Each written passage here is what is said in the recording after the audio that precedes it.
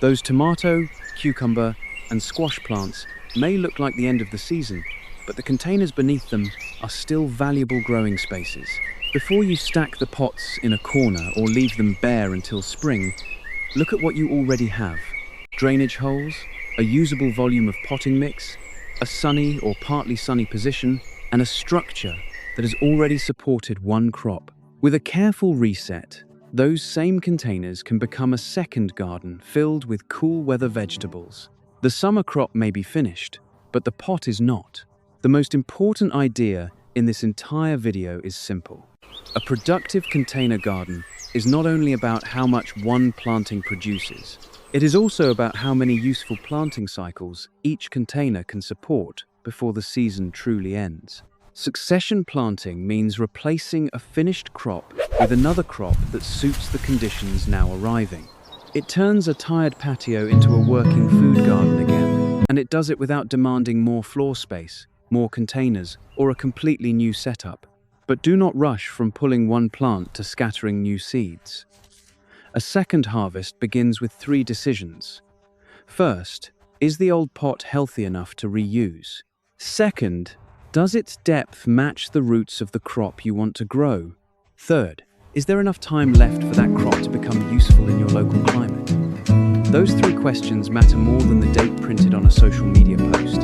Your first frost date, the days to maturity listed for the specific variety, and the condition of the container in front of you should guide the plan.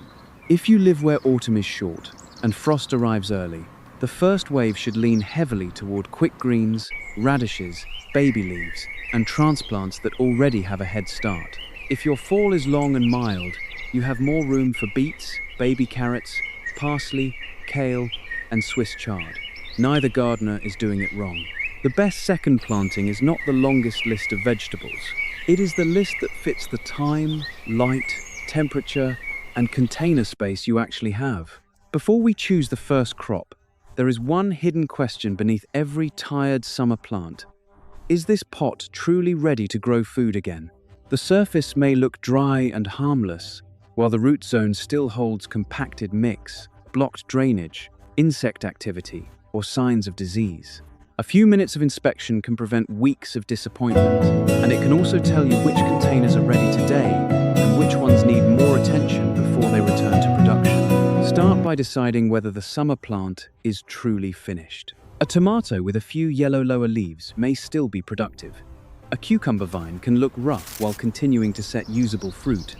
A squash plant may slow during stress and recover when temperatures change. Do not remove a crop simply because the calendar has moved forward.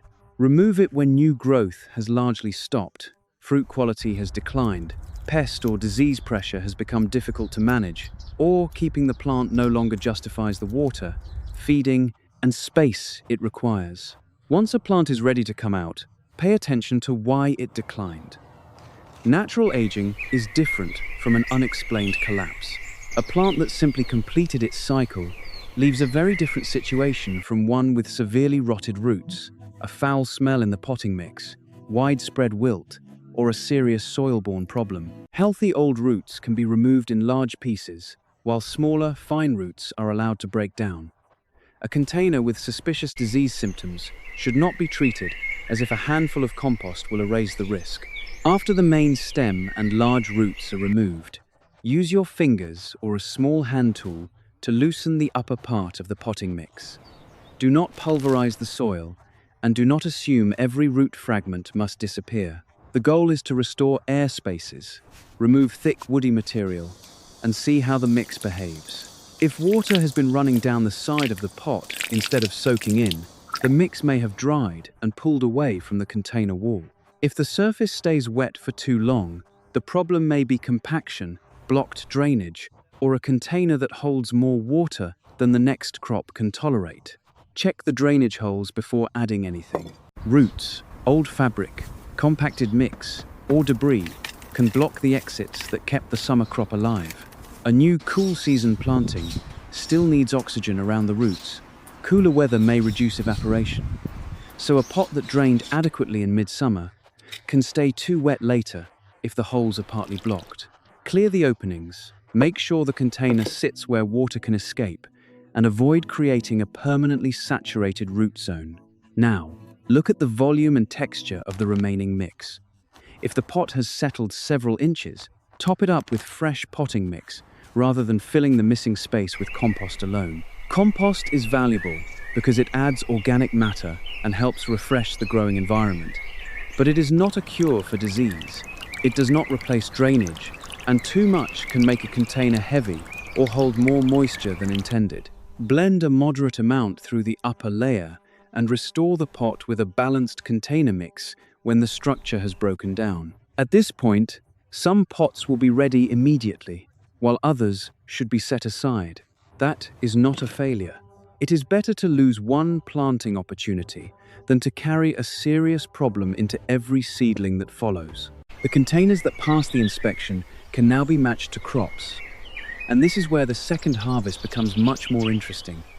Because the next choice is not simply what you want to grow, it is what each container can support well. Begin with the shallower pots and the containers that do not have enough root depth for carrots or large mature plants. These spaces can return color, texture, and food to the patio quickly. The first group includes arugula, leaf lettuce, radishes, mizuna, mustard greens, tatsoi, and bok choy. They are not identical crops, and treating them as interchangeable would waste many of their best qualities. Some are ideal for baby leaves, some reward wider spacing, some bring peppery flavor, and some can produce a compact head or rosette when given room. The goal in this first group is not simply to make every pot look full. The goal is to rebuild momentum. You want visible growth, a useful harvest, and enough variety that the second garden feels intentional rather than improvised. By the time these quick crops begin covering the soil, the patio will already look different. But we will also avoid a common mistake: planting every fast crop on the same day and creating one crowded harvest that ends all at once. Arugula is one of the quickest ways to give a tired container a new identity. Its leaves emerge with a shape and flavor that immediately separate it from ordinary lettuce, and it can be useful before the plants reach full size. In a shallow or medium container, sow a modest band rather than dumping the entire packet. A smaller sowing gives the plants room, leaves seed for a later round, and prevents one pot from producing more peppery greens than the kitchen can use at once. Arugula also teaches an important timing lesson. It prefers the cooler direction in which the season is moving, but the soil may still be carrying summer heat when the old tomato comes out. In very warm conditions, germination can be uneven, leaves may become stronger in flavor, and plants can race toward flowering. A little patience, afternoon protection where appropriate, or a later sowing may produce a better result than forcing the crop into a hot container simply because the calendar says fall is near. Harvest strategy changes the way arugula fits the plan. You can take selected outer leaves and leave the center growing, or cut baby leaves from a deliberately dense sowing while the plants are young. The exact method should match the spacing you chose. What you should not do is expect a tightly crowded pot to behave like a group of widely spaced mature plants. Decide whether the container is producing baby leaves or larger individual plants before the seedlings begin competing. Next comes leaf lettuce, one of the most flexible crops for a second planting. It does not require you to wait for a firm head. That makes it useful when the weather window is uncertain, because the leaves can be harvested at several stages.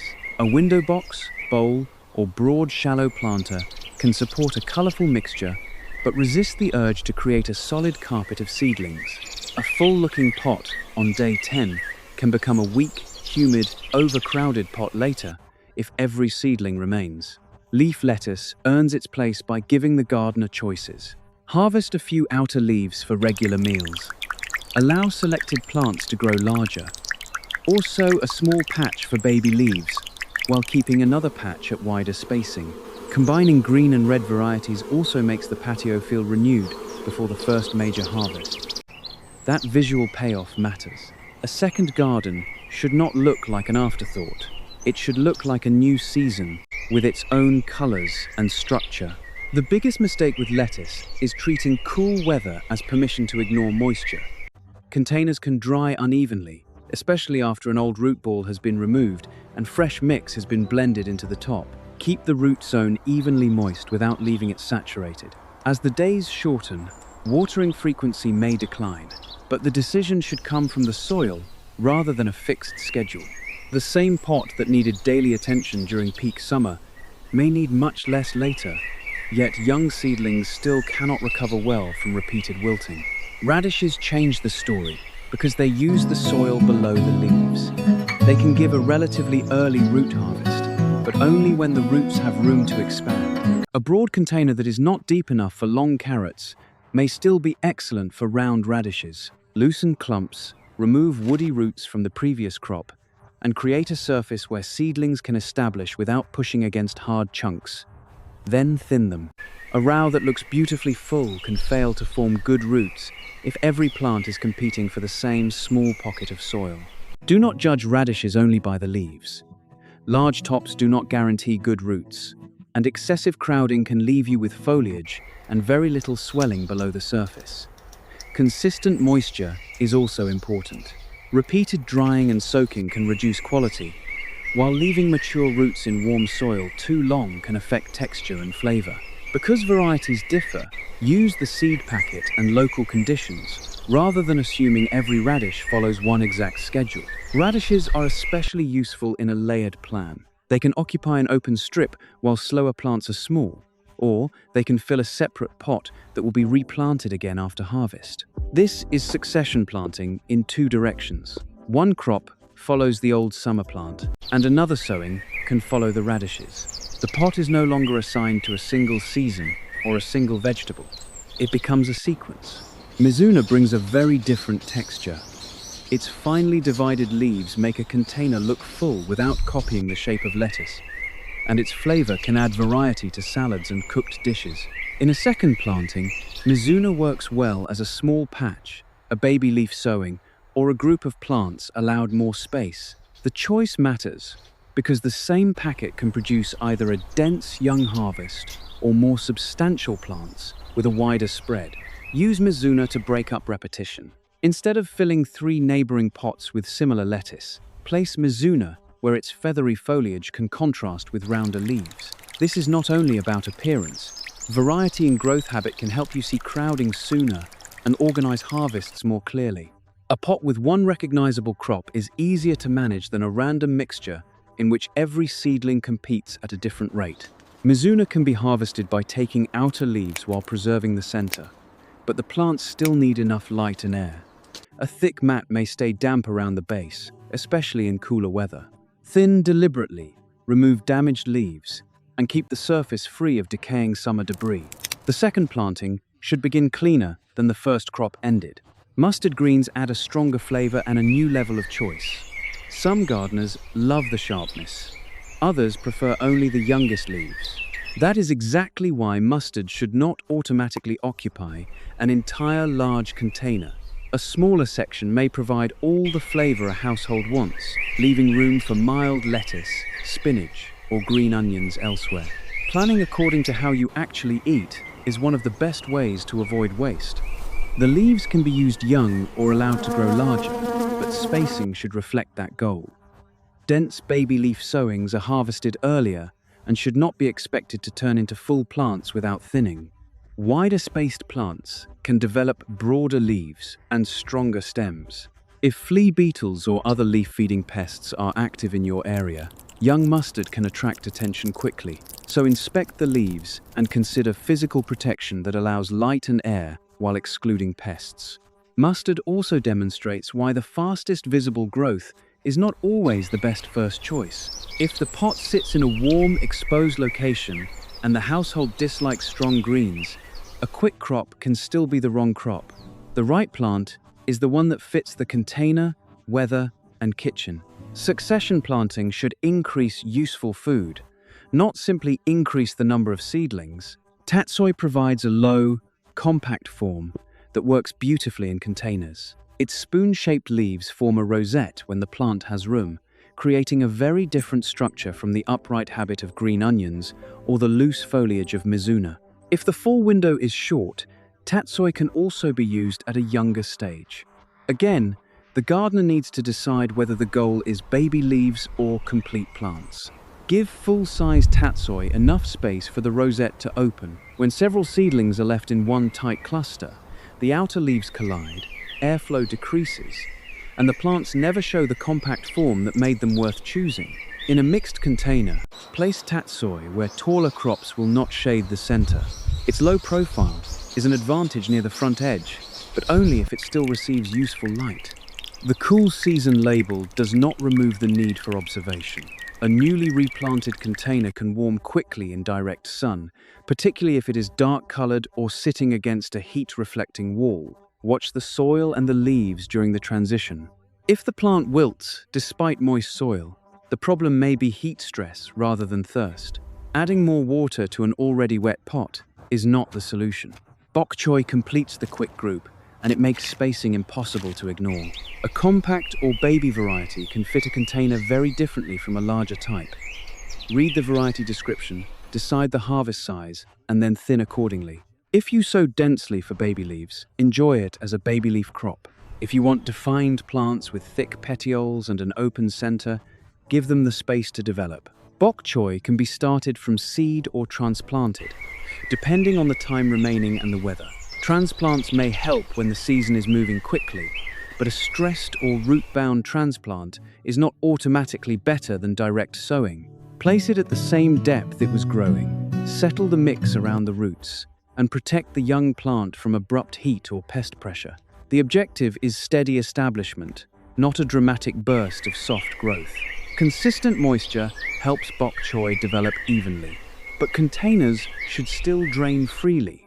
Slugs, caterpillars, and other pests can damage tender leaves, so check the center of the plant rather than looking only at the outer edges. Early action is easier than repairing a badly damaged crop. Because bok choy is visually satisfying, it can become one of the first major payoff moments in the renewed patio, especially when several healthy plants are spaced clearly rather than crowded into a single mass. By now, the shallow and medium containers can look productive again. Arugula provides speed and peppery leaves. Lettuce offers flexible harvests. Radishes work below the surface. Mizuna adds texture, mustard adds intensity. Tatsoi forms a low rosette, and bok choy rewards deliberate spacing. But appearance alone is not the goal. If every one of these crops is sown at the same time, the entire patio may become ready at once and empty again shortly afterward. This is the midpoint correction that separates a useful succession plan from a decorative refill. Do not ask only, how fast can I fill these pots? Ask, what will still be producing after the first leaves and radishes are gone? The next group gives the garden something quick crops cannot provide on their own: continuity. Spinach is the first crop in the continuity group, and it immediately reminds us that cool weather crop does not mean plant it into hot soil and hope. Spinach often performs best when the conditions are genuinely moving toward cool. If the old summer pot is still baking in strong afternoon heat, wait for a better window, move the container where it receives appropriate light without the harshest exposure, or use another crop first. A failed early sowing can waste more time than a patient decision. Once spinach is established, it can serve more than one harvest style. You may take selected outer leaves while the center continues growing, or use a closer sowing for baby leaves and clear the planting earlier. As with lettuce, the spacing must match the purpose. Do not expect a dense baby leaf patch to become a collection of large, widely spread plants without thinning. Make the decision while the seedlings are small, when adjustment is easy. Spinach also changes the watering conversation.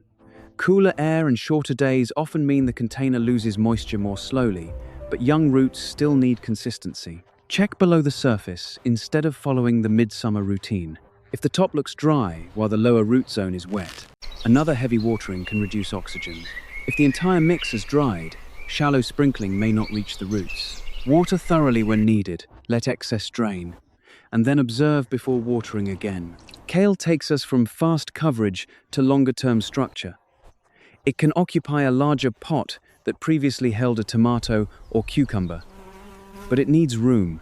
A mature kale plant should not be squeezed into the same spacing used for baby lettuce. One or a few plants, depending on the container and variety, can produce a steady supply of outer leaves while maintaining an active center. Compact varieties can be especially useful where floor space is limited. Place kale thoughtfully.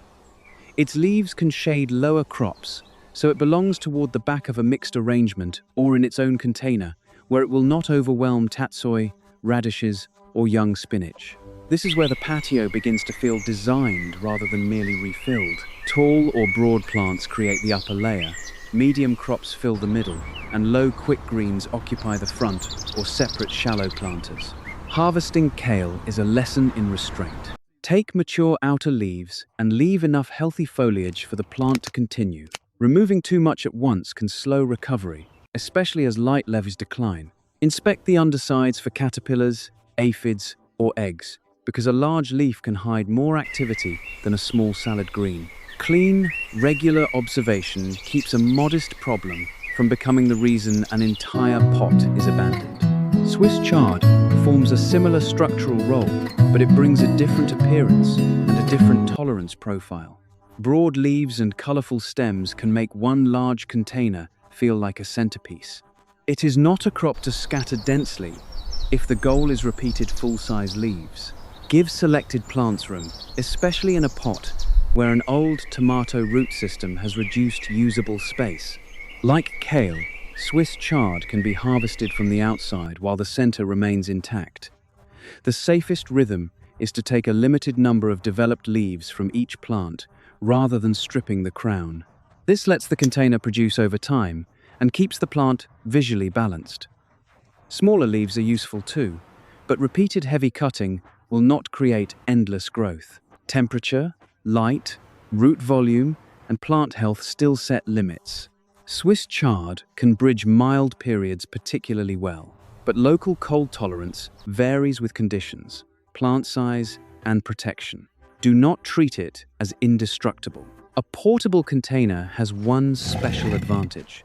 It can be moved to a more sheltered position when weather becomes severe, provided the new location still gives the plant appropriate light. Mobility is part of the container gardener's toolkit, and it can extend usefulness without making unrealistic promises. Beets move the harvest back below the soil. They are valuable because both the leaves and roots can be useful, but that double purpose requires balance. If your main goal is a well-developed root, do not repeatedly remove large amounts of foliage. The leaves manufacture the energy the root stores. A small selective harvest is different from treating the beet patch like a perpetual salad crop. Spacing should reflect the intended size. Closely spaced plants may be used at a smaller stage, while larger roots require more room. When beet seeds appear to produce several seedlings together, thinning becomes important. The goal is not to preserve every seedling simply because it emerged. The goal is to give the selected plants enough space to become the harvest you intended. The container mix for beets should be loose enough for roots to expand, yet stable enough to hold moisture evenly. Remove stones, thick old roots, and hard clods from the planting zone. A pot that grew a heavy feeding summer crop may also need balanced fertility, but avoid pushing excessive soft top growth at the expense of root development. Follow a sensible container feeding approach rather than assuming more fertilizer always means larger beets. Turnips connect quick radishes with longer root crops. Depending on the variety and harvest goal, they can provide tender greens, small roots, or both. This makes them versatile, but it also creates the same decision faced with beets. Are you growing primarily for leaves, roots, or a compromise? The answer affects spacing, harvest timing, and how much foliage you remove. A medium-depth container can support turnips when the mix is loose and the plants are not crowded.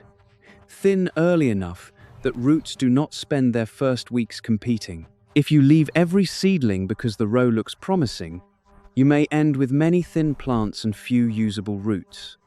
The empty spaces created by thinning are not a loss. They are the room that turns surviving seedlings into a crop.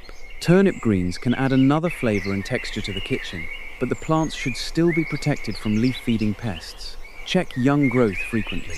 Physical barriers can be valuable if they are installed before damage becomes severe. and if they allow enough light and ventilation. The best pest control in a small container garden often begins with seeing the problem early. Green onions fill spaces that many gardeners overlook. Their upright form allows them to occupy a narrow strip, the edge of a rectangular planter, or a small dedicated pot near the kitchen. They do not need to be scattered everywhere. Use them where their roots will not be overwhelmed by a large kale or chard plant, and where their narrow leaves can receive light. Green onions are especially useful because the harvest can be flexible. Depending on how they are grown and the variety, you may use the green tops selectively or harvest the plant at a larger stage. The important point is not to take so much foliage that the plant cannot continue well. Even a crop known for repeated use needs enough leaf area and root health to recover. Their vertical shape also helps organize the patio visually. Place them behind low lettuce in a window box, along one edge of a medium pot, or in a narrow container that would not efficiently support a large root crop. Small space gardening improves when each awkward space receives a crop suited to it, rather than when every pot is forced into the same design. Now, the renewed garden has 3 different time layers. The first layer provides quick leaves and early roots: arugula, leaf lettuce, radishes, and baby greens. The second layer develops over a longer middle period: bok choy, tatsoi, mizuna, mustard greens, turnips, and beets, depending on how they are harvested. The third layer is designed to keep offering useful growth: kale, Swiss chard, spinach in suitable conditions, and green onions. These are strategic groups, not fixed promises. A warm spell can slow one crop and speed another toward flowering. A short day can stretch the time needed for growth. One variety may mature much earlier than another.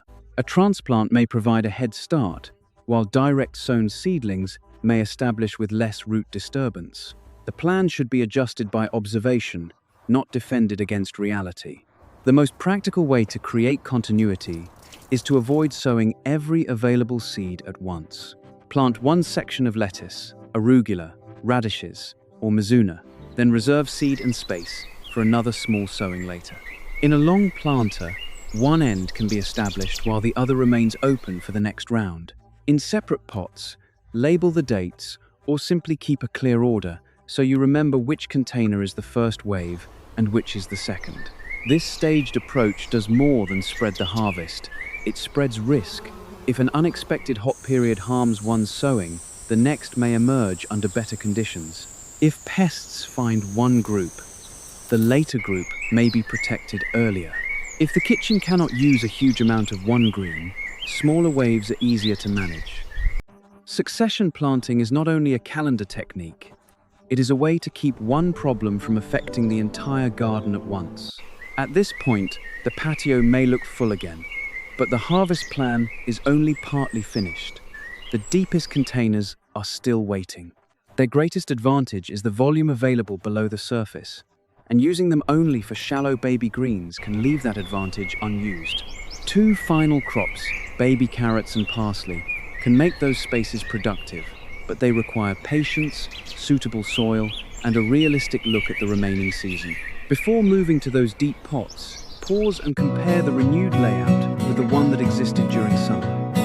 A tomato may have occupied one large container by itself. Now that same floor area can support several types of food at different heights and different speeds. A cucumber may have climbed upward from another pot. After the vine is removed and the support is stored or reused, the container can become a home for spinach, bok choy, or green onions. A broad squash pot can hold a planned mixture rather than one sprawling plant. This is not an argument that cool season crops are always more productive than summer fruiting crops. They produce different kinds of harvests under different conditions. The point is that the infrastructure can continue working. The pot does not need to prove itself in only one way. It can support a fruiting crop in warm weather and a leafy or root crop when the season turns. Most of the patio now has a purpose, but the deepest containers are still waiting, and choosing the wrong crop for them would waste their greatest advantage. Those final deep pots belong to crops that reward loose soil, steady moisture, and patience. They also force the gardener to ask the most honest question in fall gardening: Is there enough time left for the result I want? Baby carrots are often suggested for containers, but the phrase needs clarification. Some gardeners grow compact varieties selected for shorter roots. Others harvest ordinary carrots at a smaller stage. In either case, the container must still provide enough depth for the variety and enough loose mix for roots to grow without being forced around hard obstacles. A shallow bowl cannot become a carrot pot simply because the word baby appears on the seed packet. Choose the deepest suitable containers after the old summer roots have been removed. Break apart compacted zones, take out thick woody pieces, and restore the level with fresh container mix if needed. Avoid filling the pot with dense garden soil that becomes heavy and poorly aerated. Carrots do not need a perfectly sterile medium, but they benefit from a fine, loose planting zone where the young root can move downward without meeting a hard clod every inch. Sow carefully because carrot seed is small and the seedlings are difficult to separate once their roots begin intertwining. A heavy hand creates a carpet that must be thinned. Thinning may feel wasteful, yet crowded roots rarely become the straight, useful harvest people imagine. Follow the spacing guidance for the variety and the size you want. If germination is uneven, fill gaps later only when enough season remains. Do not keep adding seed indefinitely and create a pot with plants at confusing stages. The surface must remain consistently moist during germination, which can be challenging in a container exposed to wind or lingering heat. Gentle watering prevents tiny seeds from washing into clusters. A light surface cover, appropriate for seed starting, can help reduce rapid drying, but it should not become a thick crust. Once seedlings are established, water deeply enough to reach the developing roots, and then allow excess moisture to drain. Carrots also show why autumn planning must be based on local time rather than enthusiasm. If the first hard cold is close and the variety requires more development than the remaining conditions can provide, use the deep pot for something quicker. A failed carrot crop is not proof that container gardening does not work. It may simply mean the crop and the seasonal window were mismatched. The most skilled decision can be choosing not to plant a crop when the calendar and climate do not support the goal.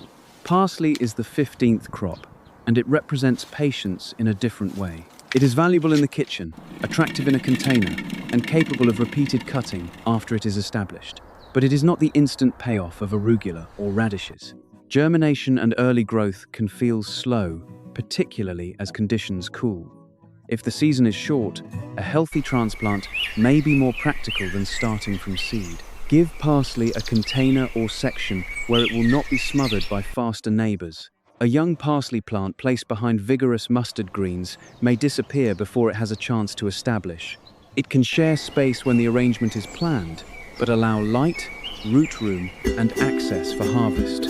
Because parsley can remain useful for an extended period under suitable conditions, it deserves a position that will not need to be disturbed when a quick neighboring crop is cleared. Harvest parsley by taking developed outer stems and leaving the central growth active. Avoid cutting the plant to a bare crown repeatedly. Like every cut-and-come-again crop, it needs healthy leaves to rebuild. If cold weather is expected, a movable pot can be placed in a more sheltered location or protected appropriately. But protection should not deprive it of light or trap excessive moisture around the foliage. With carrots and parsley assigned, every container has a possible role. Now step back and build the patio as a sequence rather than a collection. Put shallow planters where lettuce, arugula, mizuna, and mustard greens can be reached easily for frequent cutting. Use medium containers for radishes, tatsoi, bok choy, spinach, turnips, and green onions, adjusting for the actual depth and variety. Reserve deeper pots for carrots and beets. Give large volume containers to kale and Swiss chard, which need more root space and can become the structural plants of the cool season garden. This arrangement is a starting map, not a rigid law. A compact beet variety may fit a different container than a larger one. A baby bok choy can occupy less room than a full-size type. A broad but shallow planter can be excellent for salad greens and poor for long roots. Read the seed packet, measure the usable soil depth, and notice how much root volume remains after old summer roots are removed. Good container gardening depends on the actual dimensions, not the name printed on the pot. Next, arrange the harvest sequence. The first wave should contain crops that become useful early, especially if your fall window is short. Arugula, leaf lettuce, radishes, baby mizuna, baby mustard, and young tatsoi or bok choy can begin the return of fresh food. The second wave can include larger bok choy, spinach, turnips, beets, and crops that need more development. The continuing layer comes from kale, Swiss chard, green onions, and parsley once established. Do not confuse these layers with a promise that every plant will follow the same timetable. Temperature, day length, variety, spacing, moisture, and transplant age all change the result. The layers simply help you avoid putting the entire patio on one countdown. They create several opportunities for harvest instead of one crowded finish line. If you garden in a region with an early first frost, simplify the plan. Choose the fastest suitable varieties, use baby leaf harvests, favor radishes over longer roots, and consider healthy transplants for crops that need a head start. Keep some containers portable so they can be moved to shelter during brief cold events. Do not devote every deep pot to a crop that may not have time to become useful. If your autumn is long and mild, expand the middle and long layers. Carrots, beets, parsley, kale, Swiss chard, and spinach may have more opportunity to establish. You can space plants for larger harvests instead of relying only on baby leaves. You may also have time for additional sowings after the first radishes or salad greens are removed. A longer season increases options, but it does not remove the need for spacing, drainage, and pest observation. In both climates, start with the first frost date as a reference. Then look at the days to maturity for the specific variety. Add common sense. Growth often slows as days shorten, so a crop listed with a certain number of days under favorable conditions may need more calendar time in late season. A transplant already several weeks old is not equivalent to a seed just sown. A protected patio against a warm wall is not identical to an exposed balcony. Use the numbers as guides and the garden as evidence. Light becomes another limiting factor as the season advances. A location that received strong sun in summer may be shaded later because the sun angle changes or nearby structures cast longer shadows. Observe the actual patio instead of relying on a summer memory.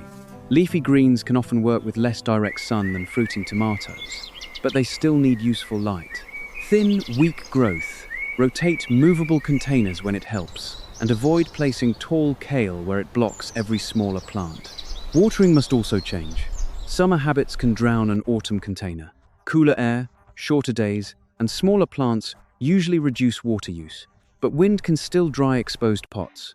Check the mix at root depth. Water when the crop needs it, not because the clock says it is time. The most common pattern to avoid is alternating severe dryness with heavy soaking, especially for developing roots such as radishes, beets, turnips, and carrots.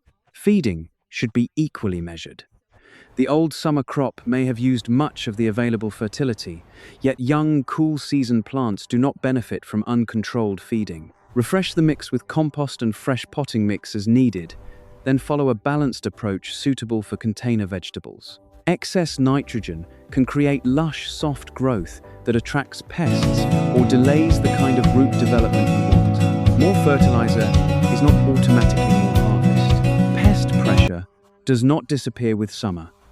Caterpillars, flea beetles, aphids, slugs, and other pests can find tender new growth quickly. Inspect the centers of bok choy and tatsoi, the undersides of kale and chard, and the young leaves of mustard and radishes. Remove damaged debris, use appropriate barriers early, and keep the patio clean.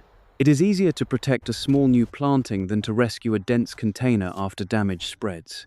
Disease prevention begins with the choices made before planting.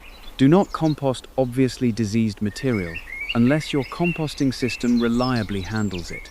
Clean tools and containers when a serious problem was present.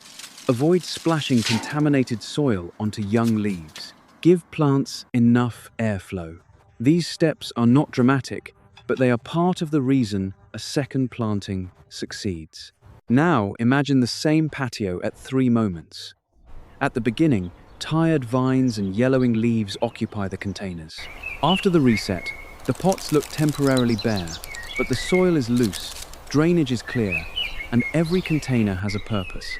A little later, the first wave of greens covers the surface, while kale, chard, beets, carrots, and parsley continue building behind them. The patio no longer looks like a season ending. It looks like a season changing. The old tomato pot may now hold one compact kale or several carefully spaced chard plants. The cucumber container may support spinach, bok choy, or a narrow row of green onions, depending on its depth and light. The broad squash pot can become a layered planting of lettuce, radishes, and mizuna, with each crop given enough room to perform its role. Small containers near the kitchen can hold parsley or green onions rather than sitting empty. The visual transformation is satisfying, but the deeper payoff is functional. One group of crops becomes useful early. Another group fills the middle weeks. Larger leafy plants and herbs continue after the first salad containers are harvested. When a radish pot is cleared, a later sowing can follow if time remains. When outer kale leaves are taken, the center continues. When lettuce begins to thin, green onions or parsley may still be producing nearby. This is the moment to revisit the midpoint lesson. The goal was never to make every container full as fast as possible. The goal was to prevent every container from becoming empty again at the same time. A good succession plan creates overlap. It lets the next harvest begin before the previous one has completely ended. Overlap also makes the garden more resilient. If spinach germination is poor during a warm spell, the lettuce and radishes may still succeed. If pests damage mustard greens, kale in another pot may remain useful. If the carrot window proves too short, the deep container can be reassigned. Diversity is not only attractive, it reduces the chance that one setback ends the entire second garden. Do not judge the second harvest only by weight. A handful of fresh parsley used repeatedly, lettuce cut for several meals, radishes from a shallow pot, and charred leaves taken over time can be valuable even when no single harvest fills a large basket. Container gardening is about matching production to space and household use. The best crop is often the one that is harvested regularly, rather than the one that looks impressive for a single photograph. As the patio changes, continue removing old leaves, thinning crowded seedlings, and adjusting positions. A low tatsoi may need more light after kale expands. A lettuce planter may need protection from a warm afternoon early in the transition. A carrot pot may need special attention to surface moisture during germination. The plan is not static. It is a set of informed decisions repeated as the plants grow. When the first leaves are ready, harvest with the future in mind. Take out a lettuce, kale, chard, spinach, or parsley leaves without destroying the center. Harvest radishes and replant the space if the season allows. Use beet and turnip greens selectively if roots are the main goal.